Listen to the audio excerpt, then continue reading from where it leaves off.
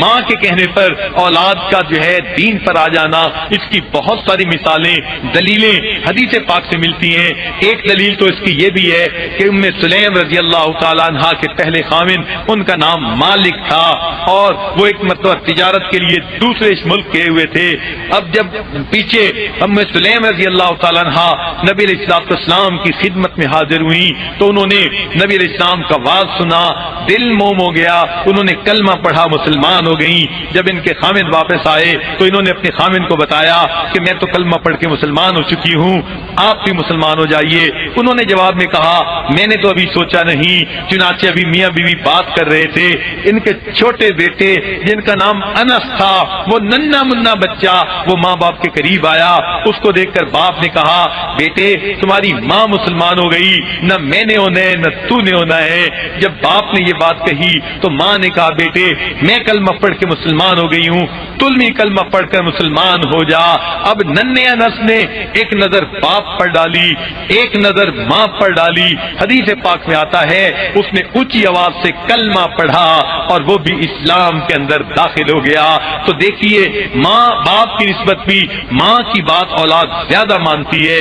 شریعت کہتی ہے اب ماں کی یہ ذمہ داری ہے کہ وہ بچوں کے دین کا خیال کرے۔ ماں یہ تو سوچتی ہے میرے مرنے کے بعد بچوں کا کیا ہوگا، یہ کیوں نہیں سوچتی بچوں کے مرنے کے بعد بچوں کا کیا بنے گا، یہ جہنم میں جائیں گے یا جنت میں جائیں گے۔ لہذا ماں کو چاہیے بچوں کے دین کا خیال رکھے۔ ایک بچہ بھوکا رہے ماں سے برداشت نہیں ہوتا، ایک بچہ دھوپ میں کھڑا رہے ماں سے برداشت نہیں ہوتا، تو یہ بچہ اگر نیک نہ بنا تو جہنم میں ڈالا جائے گا، ماں کیسے برداشت کرے گی؟ جہنم کی آگ میں بھونا جائے گا، کیسے برداشت کرے گی؟ اس کو جہنم کے اندر بھوکا رکھا جائے گا، ماں کیسے برداشت کرے گی؟ آج وقت ہے اپنی اولاد کو دین کی طرف متوجہ کرنے کا۔ لہذا عورتوں کو چاہیے وہ بیٹی ہیں تو ماں باپ کو دین کی طرف متوجہ کریں، بہن ہیں تو بھائی بہنوں کو دین کی طرف متوجہ کریں، بیوی ہیں تو خاوند کو دین کی طرف متوجہ کریں، ماں ہیں اپنی اولاد کو دین کی طرف متوجہ کریں۔ اگر ہم اسلام کی تاریخ پر نظر ڈالیں تو پہلے وقتوں میں مائیں اپنے بچوں کی دینی تربیت کیا کرتی تھیں۔ آپ نے کتابوں میں پڑھا ہوگا شیخ عبدالقادر جیلانی رحمۃ اللہ علیہ جب تشریف لے گئے پڑھنے کے لیے، ماں نے نصیحت کی میرے بیٹے تم ہمیشہ سچ بولنا۔ چنانچہ بیٹے نے سچ بولا، جس پر کہ ڈاکوؤں کا واقعہ تھا ان کو اسلام کی توفیق ہوئی۔ تو اللہ تعالیٰ نے شیخ عبدالقادر جیلانی رحمۃ اللہ علیہ کو وقت کا سب سے بڑا شیخ پیران پیر بنا دیا۔ یہ ان کی ماں کی دعائیں تھیں جو ان کے ساتھ ہوا کرتی تھیں۔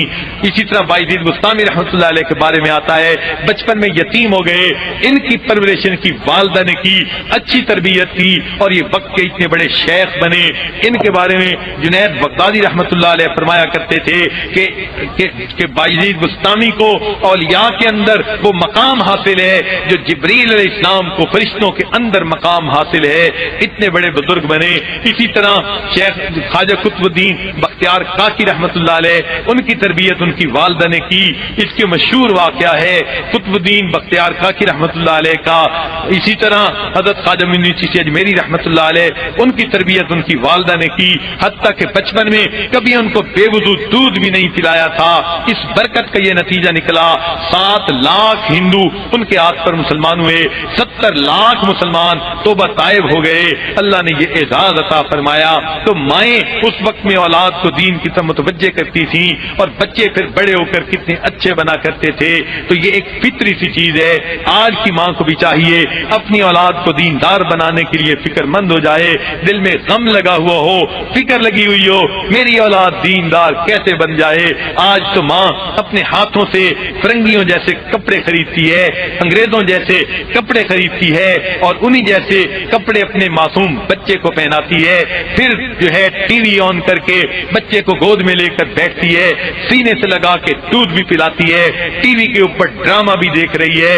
اب جب وہ تھرکتے جسموں کو دیکھے گی، گانے والیوں کو دیکھے گی اور اس حالت میں بچے کو دودھ پلائے گی تو بچے کی روحانیت کا کیا بنے گا؟